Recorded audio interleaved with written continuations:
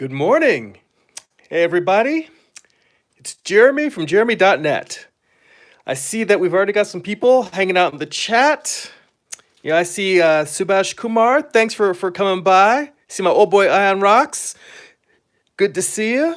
See Marv Artwork in the chat. Thanks for showing up, guys.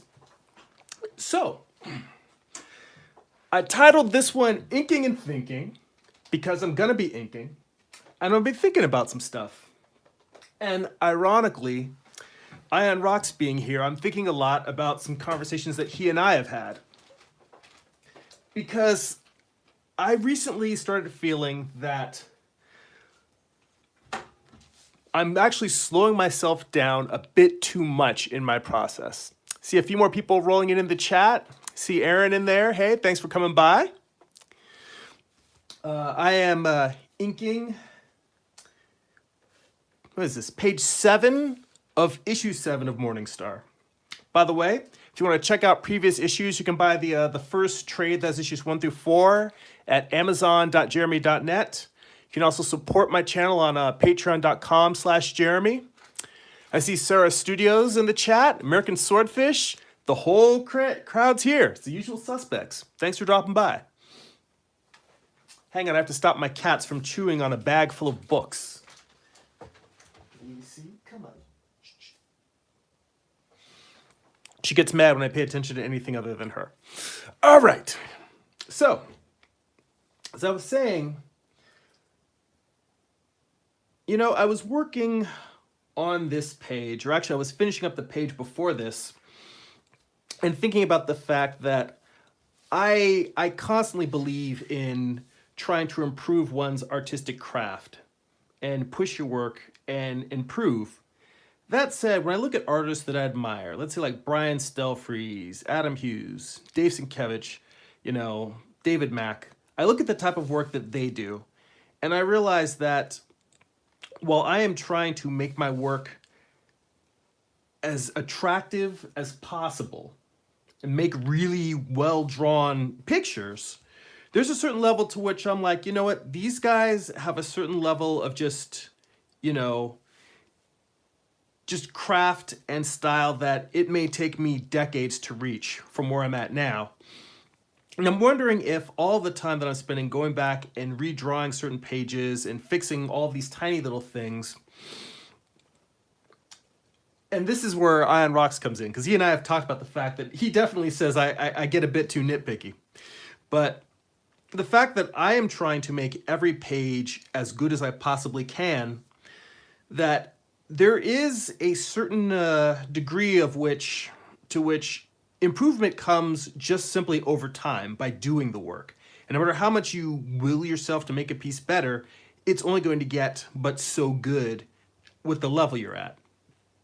And I guess to clarify it, I was having a conversation with another friend of mine, an old buddy from high school, Josh. And he was talking about a study that they did. And this, I'm sure if you listen to podcasts or interested in like science and creativity, you've heard this anecdote told before. But they had a class full of students that they were told, they separated them into two groups. One group, they told the class they would be graded based on quality of their work. One group told they would be graded based on the quantity of work that they did. And this was for a pottery class, spinning pots on a wheel, making jars and vases and cups and other vessels and forms. So these groups went through the class. One group tried to make new stuff. Oh, I see I've got a new subscriber to my channel, Ronzo. Thank you for coming by and thank you for subscribing. I hope that you enjoy spending time with me and watching my creative process unfold. So this pottery class, two groups. One graded on quality of work, one group graded on quantity. And what the results were, and again, this is eye of the beholder because quality means different things to different people. But the results were such that the students that produced the highest quantity of work also produced the highest quality. And what this indicates, what the idea that they're suggesting with these results are, is that by repeating a process over and over again and refining it, that is considered one of the best ways to increase your skill and develop. And that's where I'm thinking about the fact that I've been going slower and slower with each issue because I've been trying to make each issue better and better. I continue to take figure drawing classes, and that's why I share my figure drawing studies and my process of trying to fix the things I do wrong in figure drawing class, because I really do feel like that's been a huge part of my creative development as well. But as I've continued to grow and learn, I've also been slowing down because I see more mistakes in my drawings now than I did before. And what I'm starting to think, and this is where Ian Rocks comes in because he's been telling me this for ages now, is that maybe I'm just spending too much time. That does not mean I should not be actively trying to improve each page, but the fact that I maybe have gone overboard and that I need to just relax a little bit and just draw. Just get in and remember, because I'm always telling you guys, no matter how hard this gets, remember to enjoy what you're doing. Remember to enjoy the process. And I think I'm falling into the trap of learning to enjoy fixing things as opposed to finishing things. And I can't remember if I said this in a blog post where I was talking about this or whether I said this in a video, but I said, like, shout out to Jake Parker, Mr. Jake Parker, because perfect is the enemy of finished. And that's a quote that he's made in terms of, like, just bring a book, a project, or a drawing in for a landing. And that I'm trying now to see if on the rest of this issue I can just loosen up and have fun and not rush, but pick up the pace a little bit, throw some more energy into this, and just draw. Just enjoy making the comics. So I've been thinking a lot about that, and I'm trying to think about how to balance that with not wanting to just throw the baby out with the bathwater in terms of trying to improve my craft. So that's the other thing. I don't want to. This is something that I've heard my figure drawing instructor Carl Ganas discuss. That a lot of people he is an opponent of the idea of, or at least he poo-poos the idea of pencil mileage. The idea of just if you do like 100,000 bad drawings, and the 100,001st will be a work of genius because you've gotten all the bad drawings out of your system. If you don't try to improve, you don't get the bad drawings out of your system. You just keep making more bad drawings. That's the I think the main idea against pencil mileage. So for me, now the challenge is going to be, how do I work faster while continuing to hold that idea of fixing things when they need to be fixed. And this is something in the past I feel like I've been pretty good at. But there's times when, like now, where I slow down. I really get caught up. And I see a little bit of some comments in the chat here. Let me scroll back up. Make sure I get through to everybody. I see my buddy Vince Moore in there. Writer, editor, journalist, comic book retail maven, Vince Moore.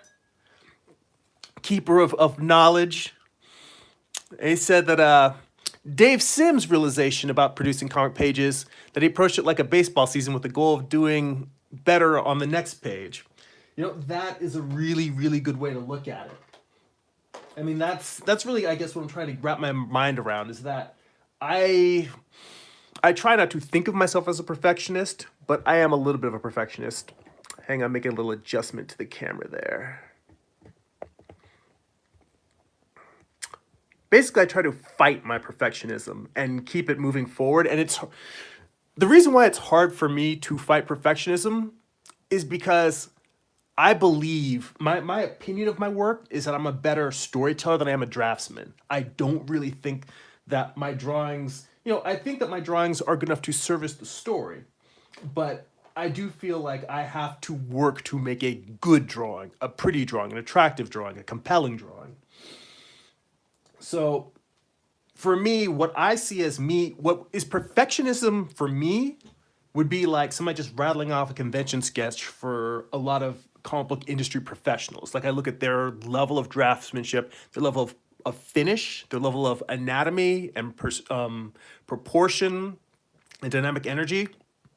I feel like I have to fight for every little inch of that I can get into work that I see in spades in a lot of other creators. So that's where the perfectionism comes in. And so getting myself back to that mindset of just make each one as good as I can and then growing, it's a matter of getting back to that. Sometimes even people like I have these videos and I throw out a lot of stuff that actually helps other creatives, and I'm really glad to be able to provide information, inspiration, and knowledge that helps others. But I always try to remind people that I am just as much, I'm a lifelong student. I'm still learning, I'm still growing. I'm always trying to figure out new ways to do work better. And in that process, I can get caught up in some of the same things that I tell you don't do. So, not, and this is a big one, just sitting there and being caught up in trying to make a piece perfect. And yeah, so yeah, Iron Rocks says it's motor learning, skill set acquisition, and refinement. And Aaron Alfeche says, true, I pencil and ink comics too, and I can see a lot of improvement in my work. I've been working at it for a year now. I can't tell at which point I learned something, what exactly it is. That there wasn't anything conscious about it. It's a lot like dance. You just dance and you learn it instinctively. Yeah, I completely 110% agree with that. I think something that has been throwing me off of my game a lot lately is, oddly enough, the thing that I used to say helped me. Well, it still does help me, but the thing that has been part of my biggest growth as an artist is, as I've mentioned before, taking figure drawing classes, getting in front of a live model, and working. That is the best way to grow in terms of learning the human form. And I was even talking with my boss the other day at work, and we were just talking about drawing vehicles because I have a project at work that's gonna involve not necessarily drawing vehicles, but I'm not so much of a car guy, and it's gonna involve doing some research and getting into certain vehicle stylings. And one of the things that we were talking about in terms of drawing cars is that it's a matter of learning the anatomy of a vehicle. Learning how cars are put together in the proportion. Once you learn that, the same way that you learn, he basically said, if you can draw a human being, then a car should be no problem. And he's seen my comic book work. He said, obviously, he's like, from the level of drawing that I do in comics, I should be able to draw vehicles pretty well. So it's really more about sitting down and learning, the anatomy of a vehicle, the proportions of a vehicle, how they're put together, what the gesture or what was it, the posture of a vehicle. There's a guy I used to work with who's a great car designer, Patrick. And I remember him mentioning that cars have a posture in terms of the way that they're like a muscle car that seems like it's a little bit more forward and aggressive, versus cars that are a little bit more laid back. But I started talking about figure drawing and the way in which it's not screwing me up, but I've been having a really, really hard time in figure drawing class over the past few months. This isn't something where, I'm just going through. I mean, it could be a rough patch. It just happens to be a long, rough patch. But I would say probably starting back in maybe June or July and throughout most of the summer, I've seen a decline in my draftsmanship in class. My actual mastery of anatomy, form, and volume. And I also know from experience that frequently when an artist is about to make a leap or a creative growth, they will sometimes see their artwork looking worse. There'll be a bit of a degradation, but it's because your mind is kind of recalibrating how it understands things. And then you hopefully come back drawing bigger, better, stronger than you did before. but it's been going on like about 3, 4, 5 months now, where things that I felt like I knew how to draw fairly well, basic proportion, the structure of the rib cage, the head, just turning light around form, kind of describing, what is the front plane versus the side plane of a form, describing that in a drawing. All things I felt like I had a pretty good understanding of and could do it on the basic human figure very well. And then, it might be more challenging on some more detailed parts of anatomy. But I felt like I had a pretty good grasp on this. And I felt like it didn't all just go in the crapper at once. It was more like it was slowly slipping away from me. And I believe a big part of that is that when I do my fixing bad figure drawing videos and live streams, I take my drawings from class. I take the ones that are the least successful, the ones that I can see, wow, this really didn't come out well. It's got a lot of draftsmanship problems.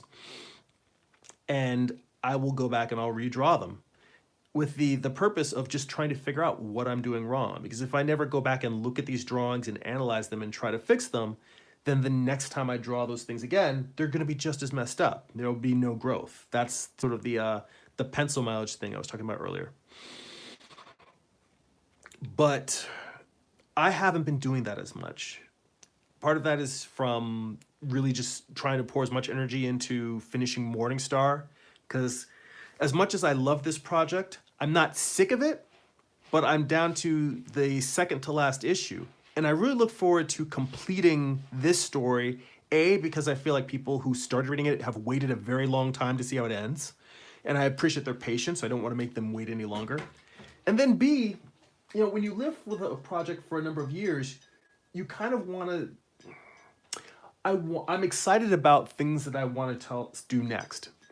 I always have new story ideas. I've got several that I'm really, really excited about. I have a one-shot that's a sequel to my first graphic novel that I have promised I will do. So I'm looking forward to getting that out. And I've got other new projects. Pardon me, I'm going to take a sip of water.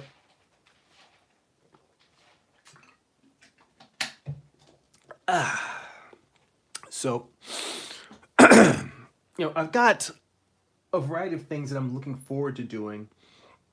And by dragging my feet, even though it's me trying to make the book as good as possible, by dragging my feet with these last few months of bringing Morningstar into a close, I do kind of feel like I'm antsy to... Well, that's why I haven't been spending as much time doing the figure drawing studies that I need to do. I'm getting antsy, so I'm like putting more time towards wrapping up Morningstar.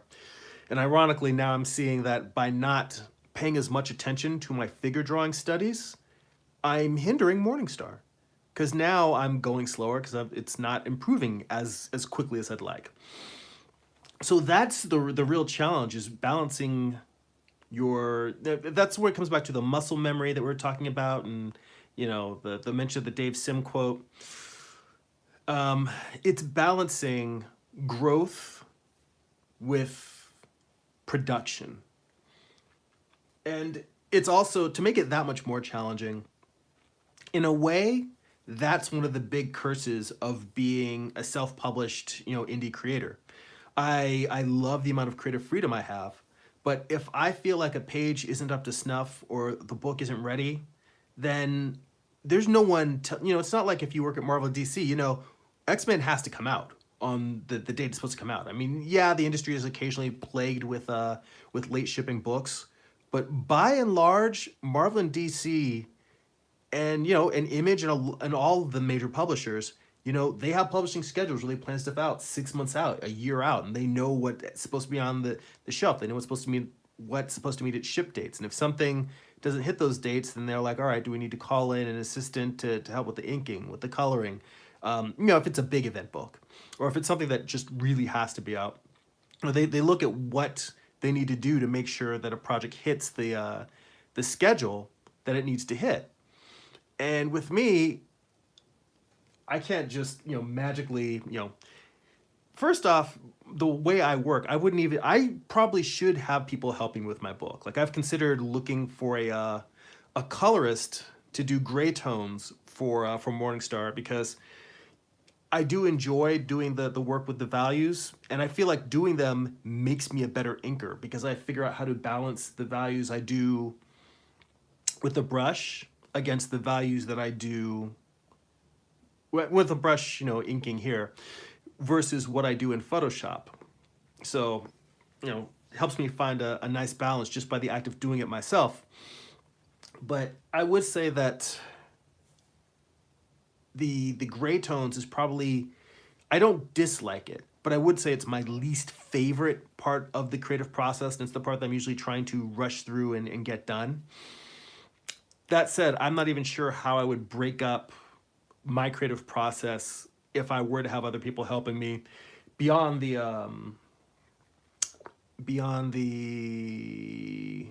gray tones, because I ink myself mainly because my pencils are really raw and really loose. And if someone else were to ink it, it would probably look way more like that artist than it would like me. Like, I imagine it's almost like if Klaus Janson were inking my stuff, because Klaus Janson's a pretty, he has a pretty strong ink line to him. Like you can usually feel something that's inked by Klaus Janson. My stuff is so loose that anybody who inks it's going to look more like what they draw than what I draw. So I do most of my drawing in the inks, is what I'm saying. You can tell I'm a little rambly. Maybe it's the daylight savings time's got me off. And then with lettering, my lettering is so much part of my writing process. I couldn't really outsource that, because I do my dialogue passes where I revise the writing over the course of as I letter, and then once I finish my layouts and I go and I tweak the lettering to any adjustments I may have made while drawing those layouts. All of that, I consider writing. So I really couldn't imagine handing that off to another creator. So yeah, I've kind of built this system which works for me, being somebody who's doing it all myself, but also it makes it hard for me to separate and farm out parts of that creative process. So right now, the gray tones is probably the only thing that I would really consider farming out, and I've been thinking about that just to help speed me up, then see how that looks in the future. And I realize I have not looked up at the chat in a while, so let me look and see what other people have been saying. Let's see. Iron Rock says, I was trying to inspire myself back into comics. I want to go through all the talented artists and vibe off their energy. I have my own style, but the energy is from others is a necessity for me. Yeah, I was talking the other day with my buddy Carl Altstetter, and who was the man who introduced me to Vince, by the way? And we were talking about, well, I was kind of talking about this whole thing of like doing a body of work and building up that work over time, and that having you grow. And then you talk about, and we were talking, I mentioned, I think, well, my main thing was David Mazzucchelli, the artist who drew Batman Year One and Daredevil Born Again.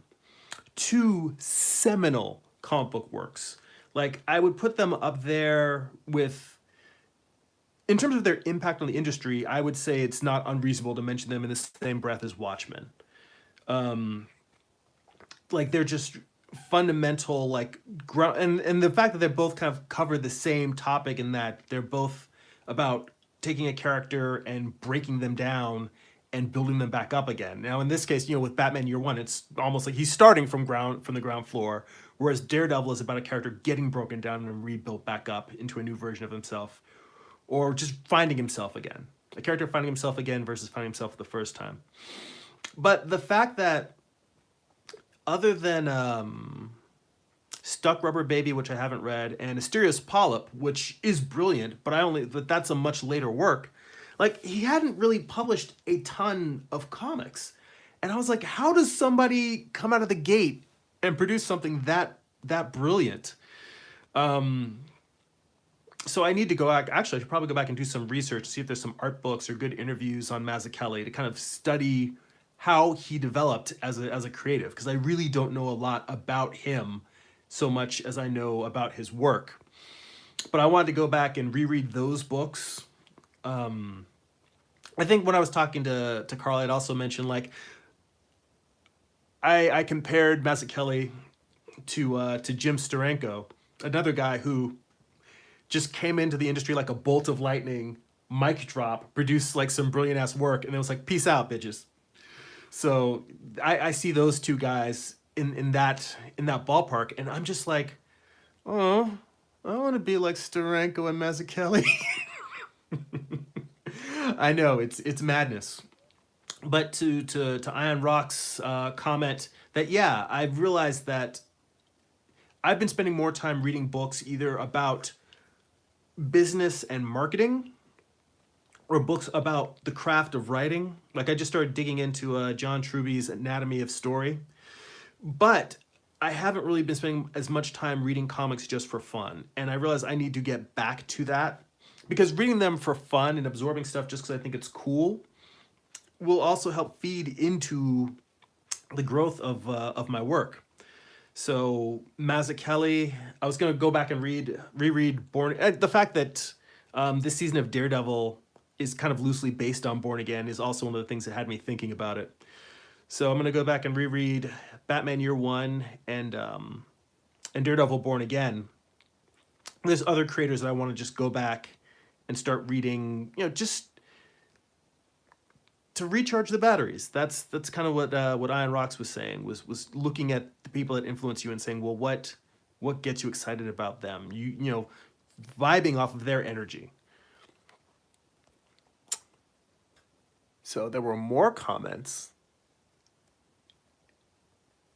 Oops. Let me scroll back up.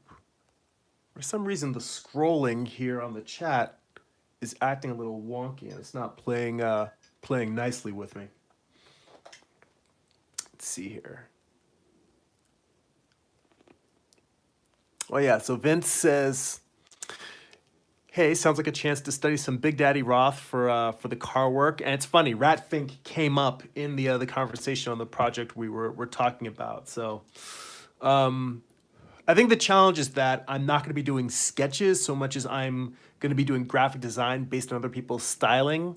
And I feel like both have their own forms of challenges in terms of trying to work off of the inspiration of other people. Because it's a matter of how do you capture the feel that someone has without just straight aping their work. So I'm trying to figure that out. So let's see. Ian Rocks again says, I was trying to go down to my very basic form. I want to simplify while retaining obvious talent. Another thing that I want to go back and look at is some Alex Toth. I don't have the Genius books that I think IDW put out, but I have a couple of like the Alex Toth readers and another collection of his comics. But the cool thing I have is this thing called the Alex Toth Doodle Book. And there's an artist that he befriended later on in his career, and they had a series of letters they wrote back and forth. And I can't remember who the publisher is, but it was like a small press company, and they did like a small print run of it.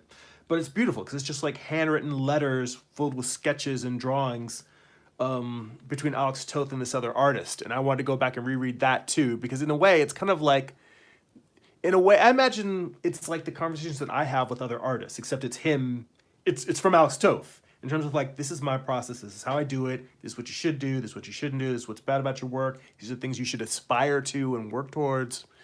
But seeing that filled with artwork, that's another great thing.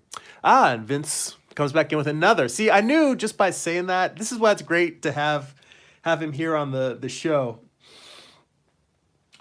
But because I know he's got all this creative knowledge. He said, Mazzucchelli had been the regular artist on Daredevil for 2 years before Miller came back to write Born Again. See, I did not know that. So he didn't start out brilliant. He was a yeoman artist. Vince, do you happen to know if there's any collection of Mazzucchelli's pre-Miller run?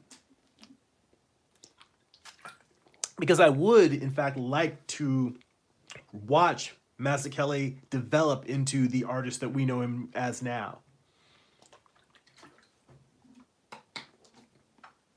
Come to think of it, I think I might have a trade somewhere. I guess maybe somewhere I might have known that Mazzucchelli had done some other work, because I think I have a trade called Marked for Death.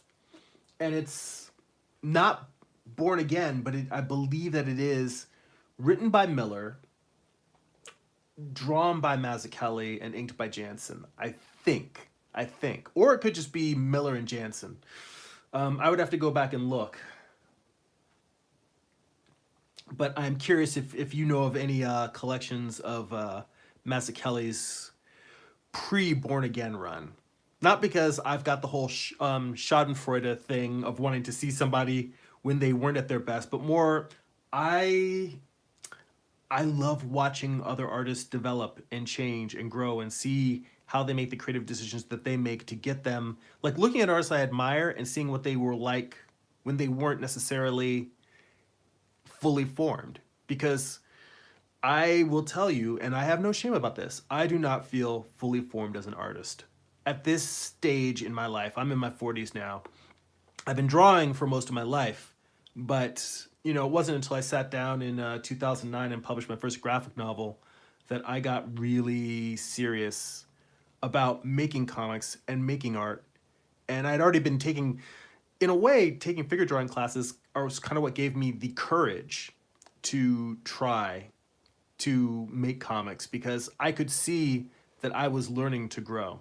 I knew that I wanted to make comics. I'd already started, I think I had already started a version of Eye of the Gods again. But when I started taking figure drawing classes and I could see, oh, wait, I'm not just stuck with the abilities that I have right now, that I can grow, I can become a better artist, I can change. Seeing that gave me the hope that I could just start working and I will hopefully figure it out as I grow. And that's kind of what it's been. It's been me just working through this creative process, you know, trying to pay attention to lessons that I've learned from instructors I've had over the year, buying art books that are educational and studying them, studying the craft, studying anatomy, proportion, volume, perspective, all of these things. And I guess what the thing where the frustration comes in for me is that I still have a lot of books and a lot of knowledge that I haven't even scratched the surface yet. And it's that I'm not putting in the study work that I feel like I should be.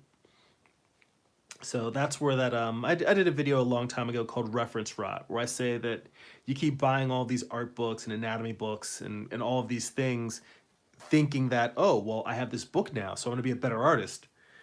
And this is a repeating thing. I know that I've mentioned it in live streams before, that I keep telling myself, if you just buy these books and think that owning the books is gonna make you a better artist, well, you're breathing out of your ass. It's you have to put in the work. And while I am drawing comics, and this is me putting in work to make a comic book page, it is not the same as sitting down and studying your fundamentals. And I mean the fundamentals, just the very basics, because I don't feel like I have them mastered. I feel like if I go away for a few days and I don't draw and I come back, my proportions are super wonky. Sometimes if I'm drawing, and I have been drawing regularly, but I haven't been, studying the fundamentals helps keep those fundamentals strong. If I'm just working on comics but I never take a figure drawing class, my work go like usually just the couple of weeks break in between figure drawing class. If I don't make it a point to break out art books and study in between those, like a break between like a fall session and a winter session, or a winter and a spring session, like usually only off 2 weeks. 2 weeks without getting in front of the figure drawing model, I can see a difference in my comic book work. So, you know what? I want to try a little bit of an experiment.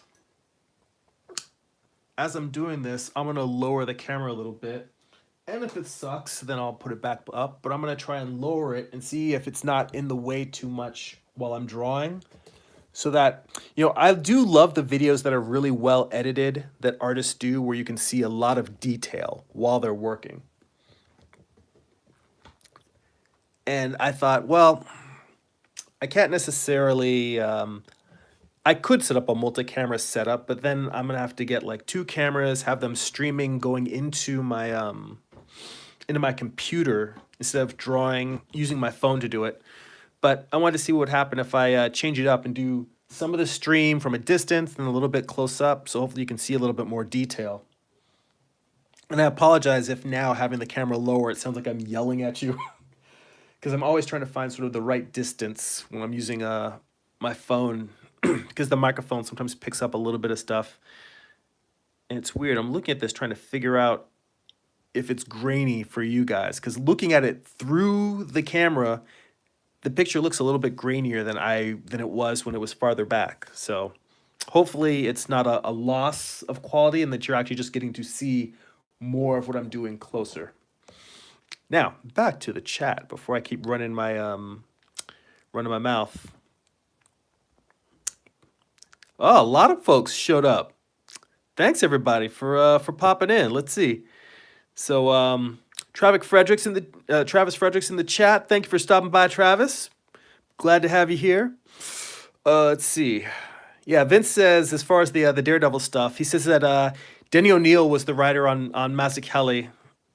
Denny O'Neil was the writer Mazzucchelli would have worked with before Miller. O'Neill's a great writer and editor, so he would have pushed Maz a lot. I'm gonna have to go and see if I can find. You know what? I'll hit eBay, see if I can find me a stack of old Mazzucchelli O'Neil Daredevils. Christian Venson is in the chat. He said it's good to be able to watch a live stream from you. I love the community here and hearing you talk shop. But be yourself. Never stop stopping. You know what? I appreciate the support. I try to be me. What's crazy is there's days where I'm like, well, who is me today? I mean, to get all metaphysical for a hot second, part of my personality is that I try to be open to a lot of different things, which people who know me really well will laugh at only because I can be incredibly stubborn. But I try to not cling so tightly to any type of beliefs or ideals that I can't be open to having them transformed. And when it comes to the idea of being oneself, which this really is a good place for it, because in a way I try, some people get nervous and have stage fright about talking in front of large crowds or talking in front of people. And the way I tried to think of this YouTube channel is really, it's sort of like, in real life, I can be very quiet and not necessarily talk to a lot of people, but that's because I'm a very internal person. A lot of noise going off in this dome, a lot of noise going on in the cranium, and I spend honestly a lot more time sort of thinking about things as opposed to talking about them. Something my wife wishes I would talk a little bit more. I try, I'm getting better at it, I think. But what I'm trying to do here, and I'm glad that you're enjoying it, is that I try to just think of it's like I'm trying to share the inner monologue that I have running in my head. And then when you guys talk back to me, I'm like, okay, well, you're sharing what you're thinking about and your reactions and thoughts about that. So that's kind of the nice thing, is that it's almost like, we're getting our Professor X on. It's like we're doing a group telepathy, except we're sharing our thoughts and ideas. So I'm trying to sort of like break down that inner wall to some degree. I think, it's hard for a person to be a completely open and vulnerable human being unless they're a practicer of deep spiritual meditation and they just have no ego. And we all have ego. Some, like myself, more than others. I try to fight it, struggle, keep it in control. But that's kind of what I aspire to. And I'm glad that you're enjoying this, just hearing just my thoughts on process and creativity, because hell, that's why I'm here.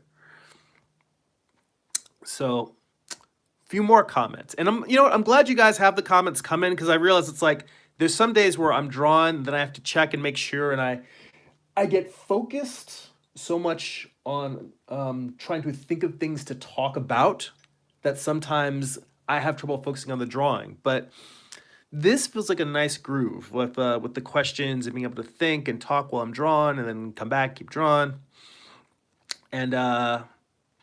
And Travis Frederick said that he loves my inking. Thank you so much, Travis. I really appreciate that. It's like it's It's one of the things I'm always working on all of the process, but I appreciate the that you like the inking. Because I never really thought of myself originally starting out as an inker. I thought that I would be a penciler, but my drawing style is very, very loose. And when I was in art school, I actually studied painting, and I've kind of found that I don't really finish my work in the pencils. It's a lot of hard work for me to do a very finished pencil drawing. And for me, it seems like when the finishing happens for me in comics, it's in the inking. But even with painting, it's just sort of like each phase unto itself, whether it's doing a layout drawing or a pencil or a sketch, they all sort of add up to a final piece of work. It's not like just, oh, here's the finished pencil drawing, and now I'm going to do the finished inks, and so for me, yeah, the inking is where it comes together. I kind of repeating myself a little bit because I mentioned that earlier on. Uh, let's see. Let's go back up.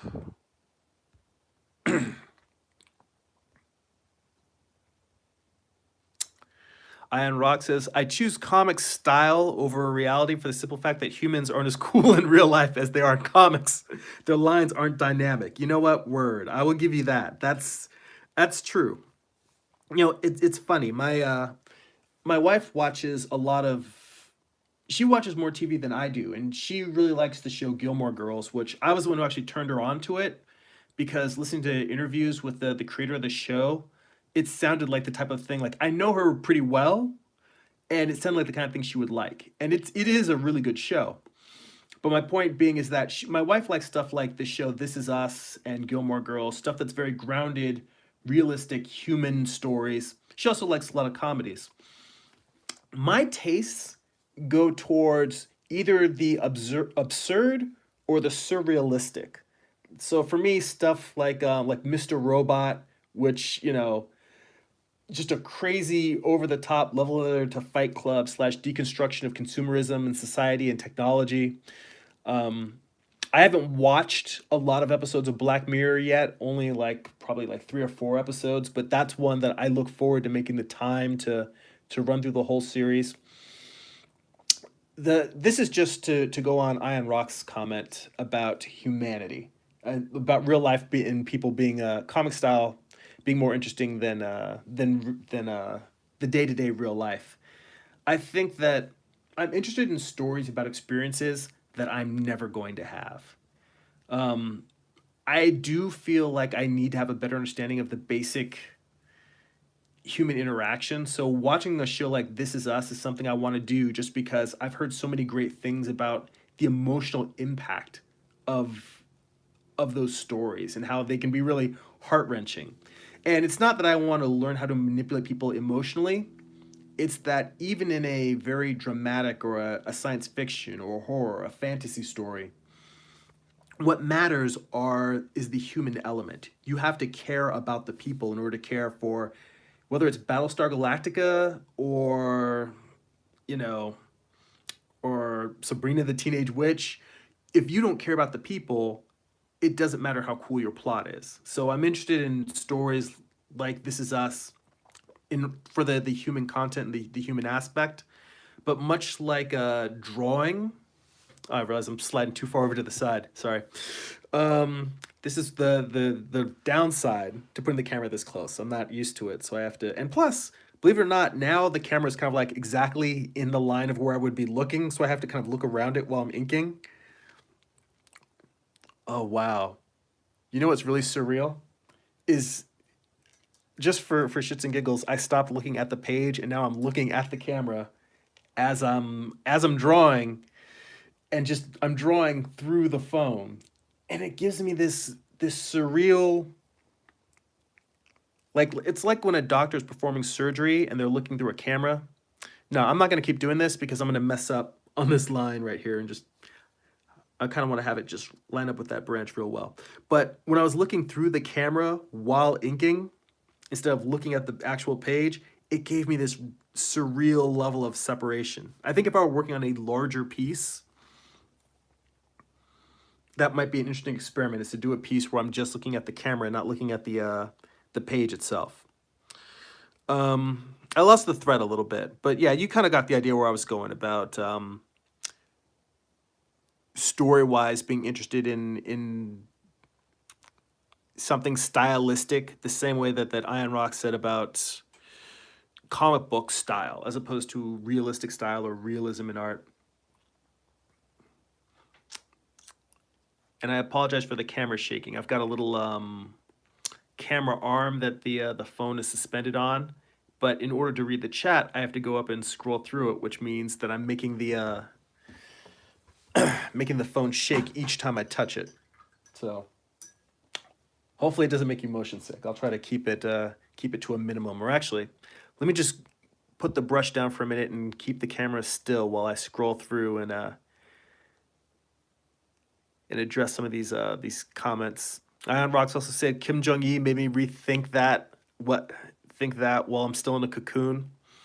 Vince said, by the way, Stuck Rubber Baby was the Howard Cruz book. Maz did the Rubber Blanket Anthology after Batman Year One. All right, yes, that good point. I knew that there was something. I was like, huh, is that the same? Yeah, it's not. So my bad. I appreciate the corrections. We'll have a correction section now in the videos when I say shit that's out of pocket. It's like, oh no, that's completely wrong. So yes, Stuck Rubber Baby was Howard Cruz. Mazzucchelli, Rubber Blanket. Iron Rock says Kim Jong-il shut me down. Actually, I could see that. Looking at an artist who's so dope, you're just sort of like, ooh, I don't even know what to do there.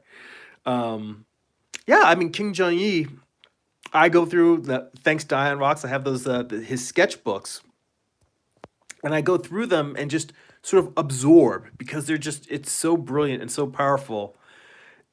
It inspires me to want to just sit down and just draw for hours, even though I know it's never going to be as cool as his stuff. But that's an idea, is maybe sitting down with one of his sketchbooks and then me filling a sketchbook. That's a good exercise. Just sitting with a bunch of artwork from someone you think is dope, and then just opening your sketchbook and not necessarily even doing studies, but almost like a jam piece. Just riff off of what you see and draw your own version, or how you feel about what you're seeing.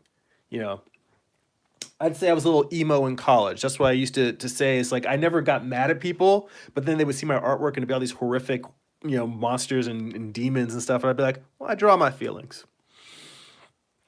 And Iron Rock says, I've been wrestling now with that for a while. I'm trying to be positive energy like the sun. He said he needs his ego right now. And Christian, by the way, thanks for commenting on the quality of the video. I'm glad it's coming through clear, even with my hand shaking it all up. And he also asked if I'm a fan of Mike Mignola. And yes, I love Mignola. American Swordfish also came in enjoying the comics talk, and I'm glad this is feeling like a community. Yes, Mignola is a beast. I love Mignola. Let me see. I'm trying to think. I remember I was reading Hellboy. I somewhere in a box in the closet at my folks' house, I still have the Dark Horse. They had a San Diego Comic-Con preview of Dark Horse Presents, and one of the featured things in it was Mike Mignola has a new project he's bringing to Dark Horse, because I think he had just left. I can't remember if it was DC or Marvel, because he's worked for both of them. But I remember that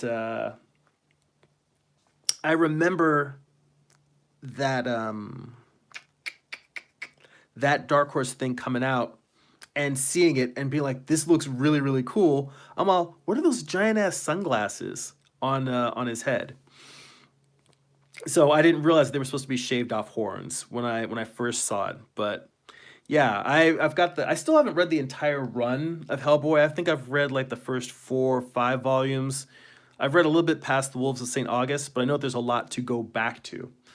And I also like the Duncan Fegredo Hellboys. I did pick up a couple of issues of some of the ones that he's drawn. I'll tell you what I really want to dig into is BPRD, because I love Guy Davis's work, and he's another guy who his work is deceptively simple, but it's rich and detailed, and he's able to do a monthly schedule, or at least, I don't know, I wasn't following closely whether the miniseries were coming out, like whether he was doing 12 issues a year or not, but still, this the level of quality that he can produce at the speed that he does, I found very inspiring, and he's another guy who I want to just go back and look at more of his work. So yeah, but yeah, love Mignola, love Hellboy. And Christian also asked, "Have I seen Mignola's comic adaptation of Bram Stoker's Dracula from the yeah, based on the movie Coppola. Coppola did the Dracula movie where it had Gary Oldman and Anthony Hopkins. And yes, I do have those. They were put out by I believe Topps Comics, the card game, the baseball card people. They had a comics line briefly back in the '90s when that series came out. And yeah, that is some of Mignola's best work ever. Love that stuff. Um, and I wonder if he has an art book of his watercolor paintings, because I know that in the time that he kind of said he was going to be retiring, he started doing more just watercolor paintings, and I've seen images of them online, but I don't know if he's actually published them in a book or anything yet. Well, there is also the Art of Hellboy book, which that's another great one that I've thumbed through. I think the main reason why I didn't buy it is just because I have so many art books. I literally am getting to the point where I actually have to go through a ton of my books right now, and I have to start picking out stuff to either take to a used bookstore and see if I can get some store credit, or give away to the library, or give away to maybe some kids that would like, because I'm beyond at capacity. And when I say this, my wife and I, we have a den that is a dedicated library. So we have one room that is just wall to wall, like lined with bookshelves all the way around it, and it's full. It's just full. We just have too many. My wife is like, no more books. It's like Wanda in X-Men. What was it? The No More Mutants. She's just like, no more books. I would be pretty pissed if I just came home and she threw out all my books. But we're at capacity, and I have to go through and start getting rid of some books. Um,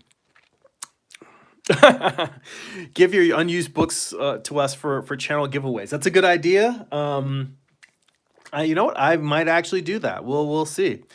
Um, Let me scroll back up because I think I missed a couple. Let's see. I believe the name is Antonian. It said, looking at the picture from a distance give you a different viewpoint. That's great. I'm glad you yeah, that's a good thing. I try to look at pictures both close up and at a distance, because it's like it just gives you a sense of perspective, kind of figures stuff out. Here's a hot button question, and I honestly don't want to spend a lot of time on it, only because the internet is on fire with it. But Aaron asked, what do I think of Comicsgate? And it's a thorny subject. First off, I don't support misogyny, discrimination, any type of abuse online of people. And what I have seen of the Comicsgate, yes, Vince says I would suggest this space should be a Comicsgate free zone.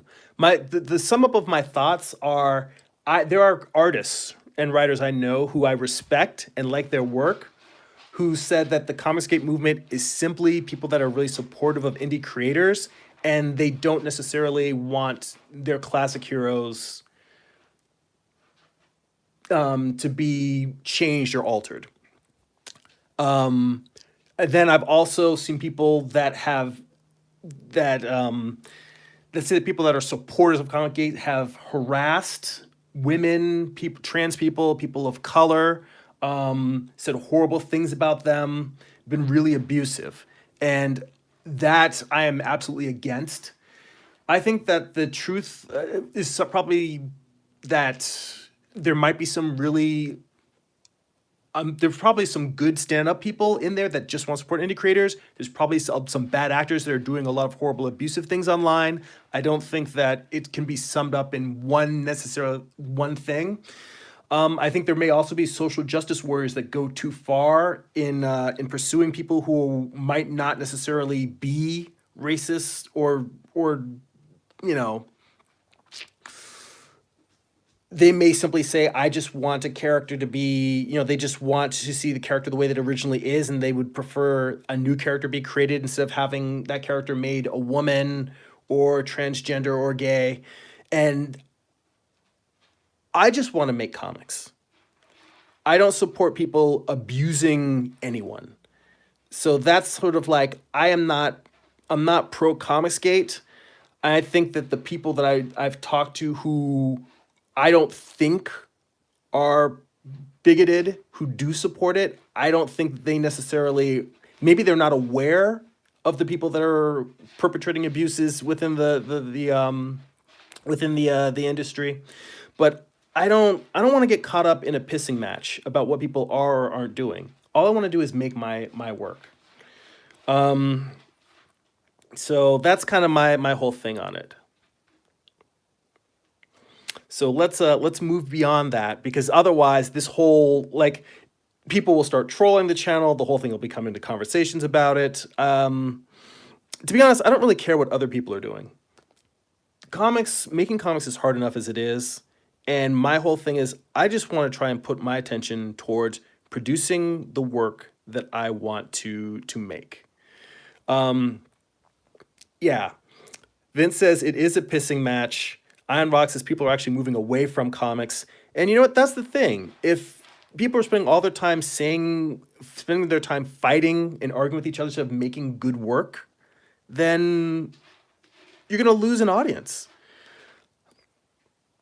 So yeah, that's my whole thing. I want this channel to really be about the creative process, and people who enjoy it, love it, and are interested in produce. I am very pro indie comic. There is a lot of Marvel and DC books that I think are really good. There's a lot of creators there that I respect. That said, I would be lucky to have a chance to have a run on a mainstream book, but the things that I'm really passionate about are the stories that I'm writing and drawing, the characters that I come up with and create. That's the thing that I love. No one's going to care about those things more than I do, and that's sort of where most of my focus is.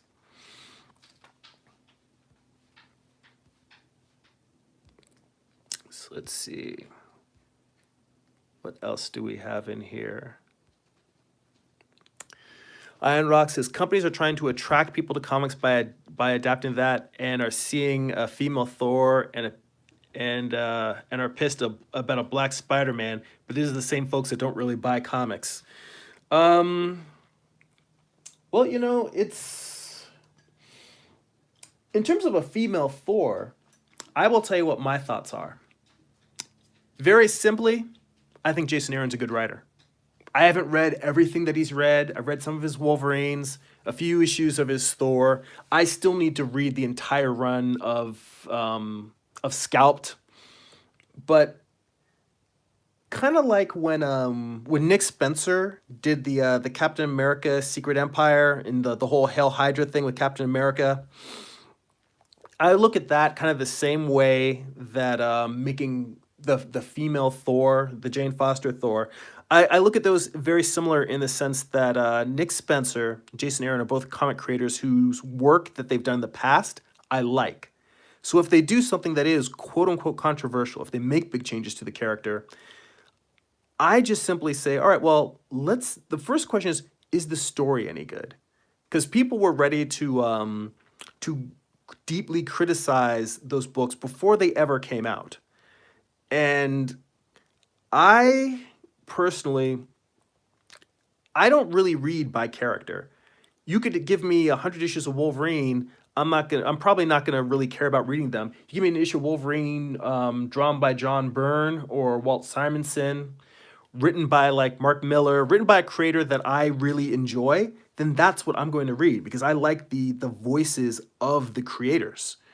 I tend to follow books by who's working on it.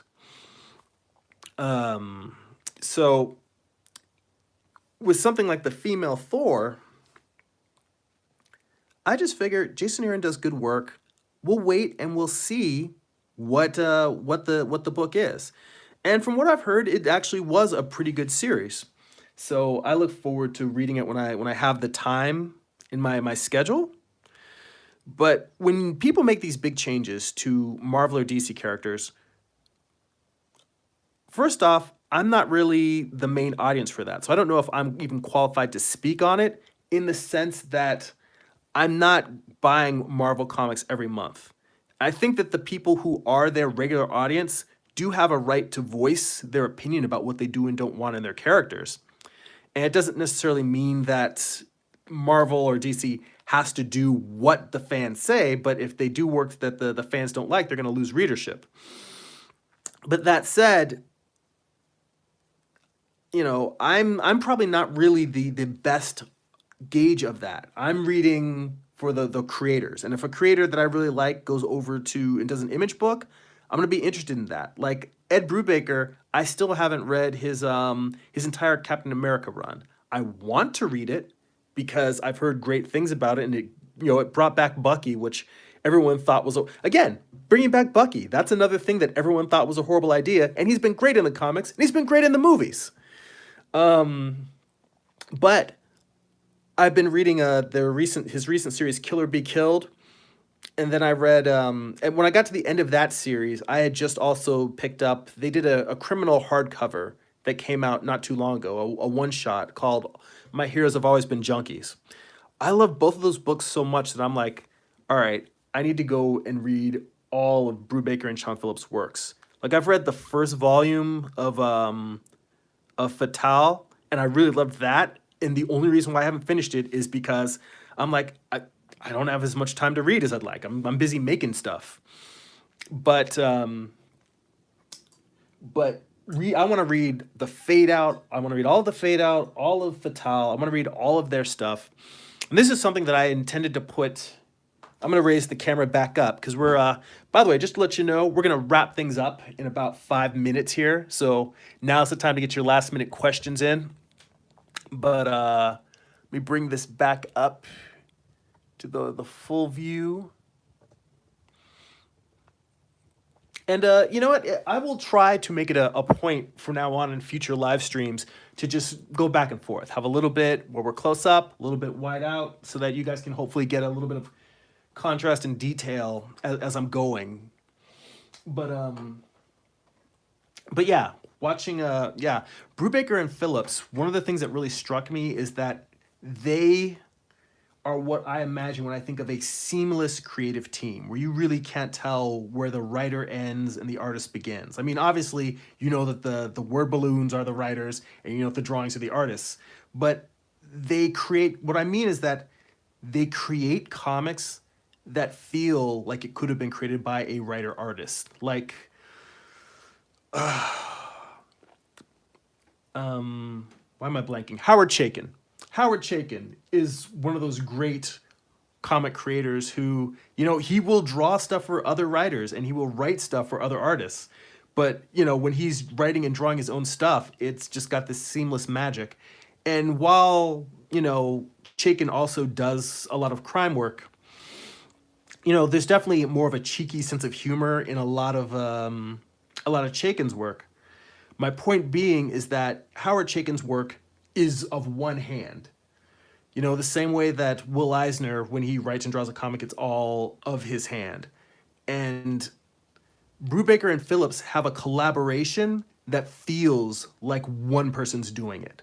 And that is what I mean when it feels like you can't tell where the artist ends and the writer begins. And it's magical. And I love that. So I'm going to go back and read all their stuff. So let's see a few more comments here before we wrap up.